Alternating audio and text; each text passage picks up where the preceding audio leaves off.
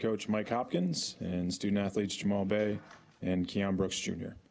Coach, why don't you grab one of those mics and start us off with some opening remarks, and then we'll go to questions. Opening remarks, really excited to be here.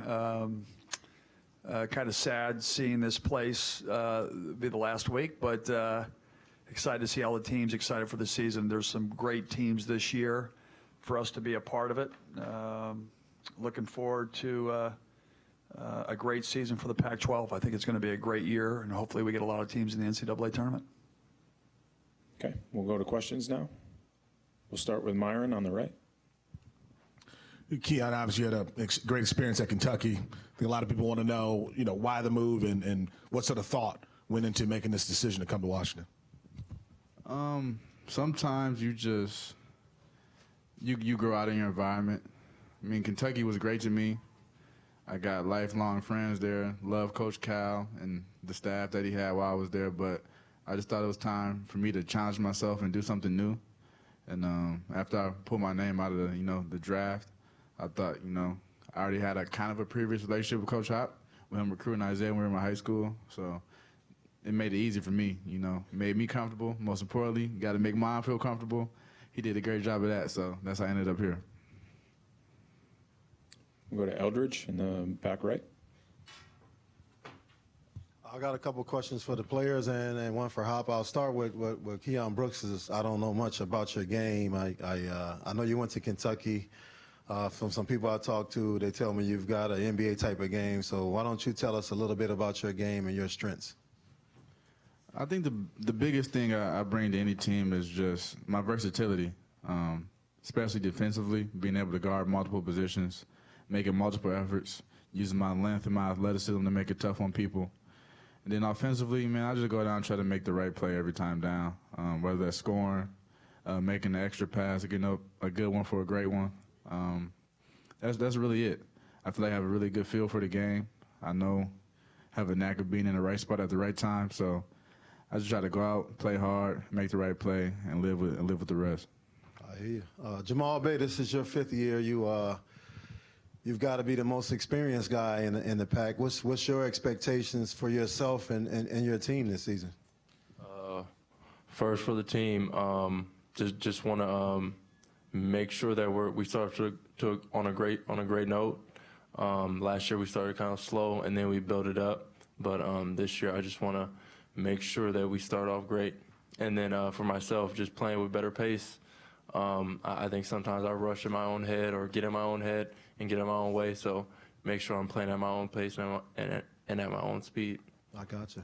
Coach Hop, first I want to say that's a nice pin you're wearing right there on your lapel. I like that. Gifted by Mr. Rick Hassner. But I keep hearing a lot about this Keion Minifield kid. I heard you guys had a couple of scrimmages. I won't say I know. I'm assuming Noah Williams is going to start at the point guard. But tell me about Minifield and what you've been seeing from him in practice, because I don't think anybody in the room is probably familiar with him. He's like any freshman learning a new system. He came in at 135 pounds. I think he's 146. Small and skinny, yeah. But there's certain guys that just know how to dance. He knows how to dance. A guy that he led EYBL in scoring, and if you looked at the list of EYBL scores, if you look at the history, it'd be like LeBron. But he's just a talented player, and the great thing about him is if these guys would tell you, he just has a smile on his face and he wants to win, and that's why when you see these guys and they've been through this process, it's all about winning. And when you have character, you have we're old. We've increased our toughness. It's going to be exciting. The young guys have great young talent. Corin Johnson is another guy from Seattle who's got a lot of great talent. Now we just, got to build that bond, and that goes back with the bond off the court and then the experience and the connection on the court. And that's a work in progress, but love the team, and Keion Minifield will be a heck of a player for us for sure. And my last question for you is, I'm trying to wrap my head around it. You've got Noah Williams, a player that's really talked a lot of smack when he played against the UW at Washington State, and now he's on your team. So Explain that dynamic. You know what? to me. I like, listen, in recruiting, you know, I've always believed if you're going to take somebody from Seattle, you got to make sure that they're going to have a lot of success. And at the time when he was being recruited, we had Quad A Green, a guy who had a couple more years left. We think Noah is just such a tough player. And the reason why I know how much I love him is because I hated coaching against him. When I looked over there, I did not like him. And I always say he's the modern day, you know, Draymond Green. Like when he's on your team, you love him. When he's on somebody else's team, you don't like him.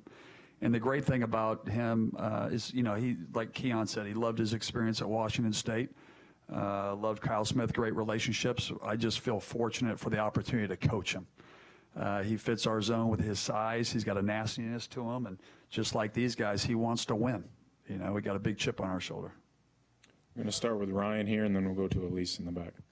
Mike, you had a lot of production to replace. What was your strategy with the transfer portal? How many guys do you even scout to get down to the list of those you're going to target? How do you approach it all? Well, I think the biggest thing is people talk about recruiting high school and this and that. I mean, at the end of the day, you're trying to get the people that fit your program, that are great fits, you know. And I believe that we did a great job with the fits that we have. I believed that we had to have more depth in the front line. And we've got two very, you know, Frank Kepnang, who played at Oregon, who brings a lot of energy and fight. Braxton Me from Fresno State brings another athletic big guy who's just scratching the surface of what he can be, but they both play exceptionally hard. And I felt like last year, you know, Nate Roberts had an incredible year, and Riley Sorn. Sometimes when Nate got in foul trouble, we had to really go small. This year, we have the opportunity, having a couple guys and front line with these guys that you got great, tremendous size. So our rim protection will be better than it's been in a long time, which when you play zone, you can do a lot of things on the perimeter. You can trap a little bit more, be a little bit more aggressive when you have that rim protection, and we have it now. And what's impressed you about Keion so far from working with him? Which one? We have two. With an I or a Y? Here we go. I always say, you know, listen, just spend a few minutes with him and you'll see why we love him. And when you have the combination of high character, great talent, great basketball player, great person, great teammate, you know, when you have a group of guys like we do, Jamal's been here, super senior, has been through it, stuck with us. You know that when you're going in there, and I don't even want to associate it with war, but coaches do, when you're going in to compete, these are the guys you want to go in there with. And we got a group of guys like that, and that's what's so exciting about this season. Okay, we'll go to Elise in the back, right? Elise Woodward, Pac-12 Network. Coach Brown was such a huge part of your offense. He had a phenomenal year last year. Tell me about your offensive identity this year and how it will change and where you see points getting generated and how. Points. Me, no points. Points. And, you know, like Terrell, like every team is different. You figure out how you're going to score. People ask me about three-point shooting. This guy shot 52% 2 years ago. Shot a little bit over 30 last year, and needs to be at 40, which he's done. And that's my job. I have to get better shot selection for our team. But we have great, you know, Cole Badgema, P.J. Fuller, you know, Keion Brooks is a guy you can put a ball in his hands on certain areas of the court, and he just makes the right plays, scores. We got big guys at deep duck ends. And sometimes your best offense is great defense. You know, a couple years ago when we had success in the league, that's what it was. We had great defense, led to great offense. And so, you know, just gives more opportunities for a lot of really good players that we have. We're going to go to Kim in the middle right. Coach, you've had young teams in the past. Mm-hmm. This isn't a young team. No. You like coaching the young guys better or the old guys better? Pros. Pro people. It makes it a lot easier. You have experience. They've done it. These guys do everything they're supposed to do. They're on time, on target, work hard together, try to get better. Still learning a new system, which has some growing pains. Sometimes I'm the angry farmer, you know, like, damn, I watered you, I planted you, grow, you know. But these guys have an attitude every day where it's just all about getting better. And I got an incredible staff. You know, Will Conroy, who we made associate head coach this last year, Quincy Pondexter, White King Jones, Jerry Hobby. These guys work with these guys daily. You can see the growth. And we just got to start stacking those days back to back. And, you know, we'll be a tough team to beat. And Keion, how are you fitting in the zone, and how difficult is it? It's definitely a learning curve. Kind of got to unlearn what I've been taught for the past 3 years. The biggest thing for me has been watching film.